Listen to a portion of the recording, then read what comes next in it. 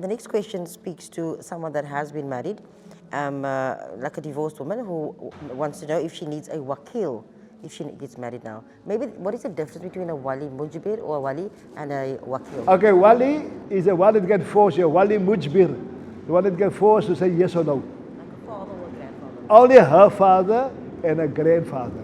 Anybody else is your person that you nominate to stand in for you. So when you are there, you don't need a wakil, right? So you say, no, I want to get married to this man, right? Please perform my marriage. So you don't need a wakil. A wakil is only there to be in your place to perform the marriage, but he is not representing you in the aqdun nikah, in the transaction of the nikah.